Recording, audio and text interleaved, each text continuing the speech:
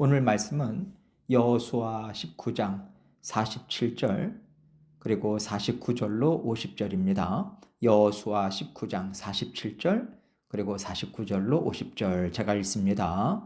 그런데 단 자손의 경계는 더욱 확장되었으니 이는 단 자손이 올라가서 레셈과 싸워 그것을 점령하여 칼날로 치고 그것을 차지하여 거기 거주하였음이라. 그들의 조상 단의 이름을 따라서 레셈을 단이라 하였더라. 49절입니다. 이스라엘 자손이 그들의 경계를 따라서 기업의 땅 나누기를 마치고 자기들 중에서 눈의 아들 여호수아에게 기업을 주었으니 곧 여호와의 명령대로 여호수아가 요구한 성읍 에브라임 산지 딥나세라를 주매 여호수아가 그 성읍을 건설하고 거기 거주하였더라. 아멘. 하나님께서 이스라엘 백성들에게 땅을 나눠주셨습니다. 그런데 이 일을 단지 이스라엘 백성들의 역사고 하나님 나라를 세우는 과정 중에 하나라고만 볼 수 없는 것이 생각할수록 하나님이 행하신 일이 너무도 깊고도 넓은 지혜를 주고 있거든요. 하나님께서 사람을 얼마나 잘 아시는지, 육신의 욕망이 주인 노릇을 하지 못하도록 약속을 주시고 약속을 성취해가는 과정과 방법, 이 모든 것들까지도 아주 섬세하게 인도해 주고 계십니다. 이게 정말 감사한 일인데 그럼에도 불구하고 하나님의 말씀을 안 듣는 지파들이 꽤 많았다는 것이 우리가 말씀을 읽으면서 놀라는 부분이죠. 하나님께서 요단강 서편을 주셨는데 나는 동편이 좋다고 동편 땅을 차지하는 것도 참 대단하고, 에브라임 지파 같은 경우에는 주신 기업에 대해서 불만을 토로합니다. 또 오늘 단 지파 같은 경우에는요, 하나님이 그들에게 주신 기업이 아닌데도 자신들이 원하는 땅을 찾아가서 차지해버려요.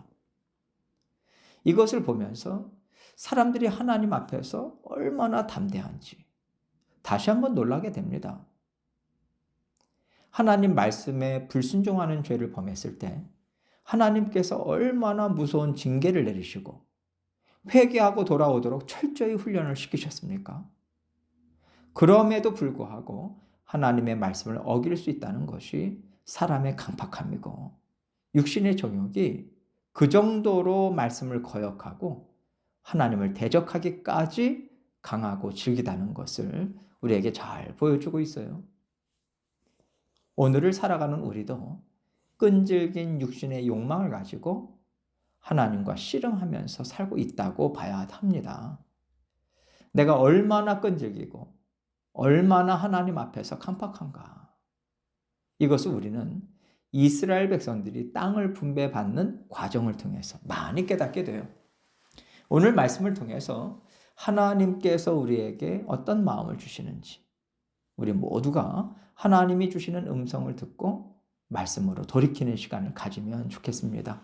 47절 말씀 보겠습니다. 그런데 단 자손의 경계는 더욱 확장되었으니 이는 단 자손이 올라가서 레셈과 싸워 그것을 점령하여 칼날로 치고 그것을 차지하여 거기 거주하였음이라. 그들의 조상 단의 이름을 따라서 레셈을 단이라 하였더라. 단 자손도 제비뽑기를 해서 땅을 분배받았어요. 그런데 분배받고 보니까 그 땅에 아주 싸움에 능하고 호전적인 아모리 족속과 블레셋 족속이 이미 살고 있는 겁니다. 그러니까 단 지파는 이건 불공평하다. 왜 우리에게만 유독 힘든 땅을 주셨나? 이런 반감이 일어났지 않았나 싶어요. 사람의 입장에서는 하나님이 너무하시다라는 마음이 들 수도 있는 조건인데요. 이스라엘 각 지파별로 특성이 있지 않겠습니까? 하나님께서 그 특성들을 보셨을 때 하나님 입장에서는 단 지파에게 그 땅이 딱 좋은 거죠. 다른 지파들보다는 너희가 잘할 것 같아. 너희가 다른 지파들을 위해서 좀 어려운 땅을 감당해 주면 좋겠다. 내가 너희와 함께하니 잘 감당할 수 있어 하시고 그들에게 맡겨주신 하나님의 뜻이 있지 않겠어요? 단 지파가 이것을 깨닫고 우리 지파가 가장 잘 할 수 있으니까 맡겨주셨나 보다.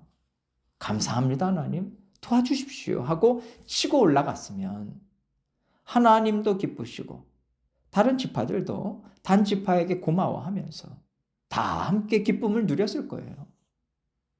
그러나 단 지파는 하나님의 약속의 말씀의 능력을 전혀 생각하지 않습니다. 오히려 이 땅은 도저히 안 되겠다. 하나님이 우리에게 이런 땅을 주신 이유를 도무지 모르겠어 하고 자신들에게 주신 기업이 아닌데도 다른 땅을 찾아다니기 시작해요. 그러다가 멀리 북쪽에 있는 레셉이라는 땅을 발견했는데 살기에도 참 좋고 또 그곳에 살던 원주민들은요 아주 온순한 거예요. 그래서 이 정도면 우리가 이 땅을 쉽게 차지할 수 있겠다 생각하고 그 땅을 쳐서 차지하고 자리를 잡습니다. 이것을 보면서요. 어떻게 단 지파는 이렇게 하나님을 두려워하지 않고 제멋대로 자신들이 원하는 땅을 가질 수 있을까? 어디서부터 하나님을 대적하는 담대함이 생겼을까? 생각하면서 사실 저는요. 저 자신과 또 오늘을 살아가는 우리의 삶을 생각할 때 이게 그렇게 놀랄 일은 아니다라는 생각이 듭니다. 우리가 사는 삶에는 하나님께서 정해주신 경계가 있어요. 살라고 허락하신 터전들이 있습니다. 가정, 일터, 교회, 나라 이런 것들이죠. 그래서 우리가 다른 주에 가서 살고 싶지만 하나님께서 막으시면 하나님이 아니라고 하시나 보다 하고 한 발 물러서고 하나님의 뜻을 찾고 구하게 되잖아요. 우리는요. 어느 땅에든 가서 살 자유가 있다고 생각합니다. 일터? 내가 좋으면 갈 수 있는 것 같고요. 다 내가 선택하면 되는 것 같아요. 그러나 하나님께서 우리에게 기업으로 주신 모든 것들에는 하나님의 선하신 뜻을 담고 허락해 주신 것입니다. 이런 생각은요. 하나님이 우리 인생의 주인이시다. 하나님께서 내가 걸어가는 길에 목자 되신다. 이 믿음을 갖고 우리의 삶을 볼 때 너무나도 당연한 이치예요. 이 개념을 갖고 이 믿음을 갖고 하나님과 동행하는 사람들은 아무리 나에게 큰 유익을 주고 좋은 길처럼 보여도 하나님께 여쭙습니다. 그리고 하나님께서 그거 내가 기뻐하는 거 아니야. 그거 내가 너에게 주는 거 아니야. 이런 마음을 주시면요. 이런 깨달음이 내 안에서 계속 올라온다면 그 길을 가지 말아야 돼요. 하나님께서 나에게 허락하신 터전에 감사하고 만족하면서 하나님의 말씀대로 쓴뿌리들을 뽑아내고 또 말씀에 순종하는 삶으로 채워나가야 됩니다. 그런데 우리가 그렇게 하지 않을 때가 의외로 많아요. 다시 말해서 나 자신이 모든 것의 주인인 거죠. 내 땅이야. 내 집이야. 내 직장이야. 내 자녀야. 내 교회야. 그러면서 내가 보기에 좋은 거, 살기에 편한 쪽으로 발걸음을 옮겨갑니다. 하나님께서요. 단지파가 자기들 마음대로 움직이는 것을 놔두셨어요. 이렇게 하나님의 뜻을 거스르는데도 하나님께서는 그 길을 열어주실 수 있다. 이것을 우리에게 보여주시는 것입니다. 그래서 길이 열린다고 아무 데나 가면 안 돼요. 기회가 왔다고 내가 보기에 좋은 거 선택하면 안 좋을 때도 있다라고 하는 것을 우리가 알아야 됩니다. 우리는요, 내가 보기에 좋은 거, 세상 사람들이 말하는 성공하는 길, 이런 것을 쫓아가는 사람들이 아닙니다. 하나님께서 나에게 주셨다. 하나님께서 감당하게 하신다. 하나님께서 나에게 맡겨주신 선하신 뜻이 있다. 이거 붙잡고 이것을 만족하고 하나님과 함께 살아가는 삶에 집중해야 돼요. 그러면 아무리 척박한 땅인 것 같아도 하나님께서 잘했다 칭찬해 주시고 우리 삶에 주시는 크신 은혜와 복이 있어요. 이게 어떤 형태로 나타나는지는 모르죠. 사람마다 다르게 주시니까요. 그러나 아름다운 열매, 하나님이 주시는 평안함이 반드시 드러나게 되어 있습니다. 하나님께서는 약속을 지키시는 분이시거든요. 그래서 단지파와는 달리 우리가 어떻게 살아야 되는지를 잘 보여주는 하나님이 기뻐 받으시는 모델을 49절과 50절은 우리에게 이렇게 알려주고 있습니다. 이스라엘 자손이 그들의 경계를 따라서 기업의 땅 나누기를 마치고 자기들 중에서 눈의 아들 여호수아에게 기업을 주었으니 곧 여호와의 명령대로 여호수아가 요구한 성읍 에브라임 산지 딥나세라를 주매 여호수아가 그 성읍을 건설하고 거기 거주하였더라. 드디어 땅 분배를 다 마쳤습니다. 여호수아도 나이도 많이 들었고요. 이제 땅을 차지하는 것은 각 지파의 가족들이 알아서 할 일이에요. 여호수아가 할 일은 다 했습니다. 그래서 여호수아도 자신의 땅을 요구하는데 그 땅은 에브라임 산지에 있는 땅인데요. 참 척박한 땅입니다. 그냥 들어가서 살 수 있는 땅이 아니라 버려진 땅처럼 척박한 땅이라 개간도 해야 되고요. 성읍도 다시 재건해야 돼요.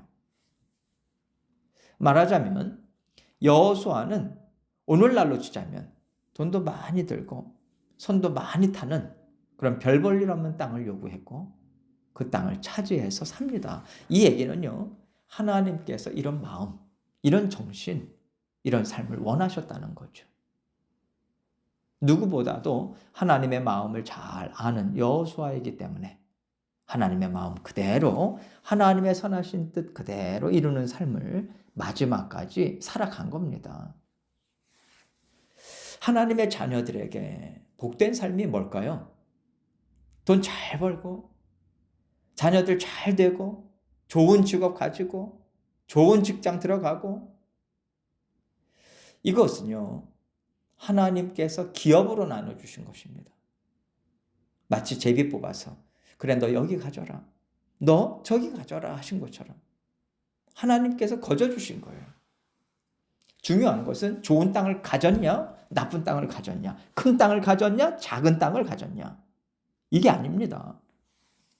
하나님이 주신 땅으로 소중하게 받고 그 땅에서 하나님과 함께 살아가는 삶을 살아내는가. 약속의 말씀을 믿음으로써 그 땅을 차지하고 믿음으로 살아내느냐. 하나님은 이것만 보세요. 사실 우리가요. 이거 가졌다. 저거 가졌다. 이런 것으로 자랑하고 잘난 척할 게 하나도 없습니다. 우리가 노력해서 가졌나요? 우리가 노력해서 얻은 거 아닙니다. 하나님이 거저주신 거예요. 제비뽑기해서 나눠주시듯이. 그래서 우리가 사람을 볼 때도 무엇을 봐야 되냐면요. 하나님께서 주신 것에 만족하고 감사하고 말씀에 순종하면서 살아가고자 하느냐. 믿음의 삶을 중요하게 여기고 믿음을 쫓아서 살고자 하느냐. 이거예요. 왜냐하면 하나님은 이것만 보시거든요. 그렇다면 지금 나는 하나님이 주신 땅에서 터전에서 하나님의 말씀을 믿고 그 믿음을 살아내는 삶을 살고 있는가? 이것도 한번 살펴보시고 그렇게 하나님께서 주신 복을 소중하게 여기시고 더 아름다운 복을 받아 누리시는 저와 여러분이 되시기를 주님의 이름으로 축원합니다. 함께 기도합니다. 계속해서 하나님께서 주신 말씀 생각하면서 또 기도하며 나아가도록 하겠습니다. 기도하시겠습니다.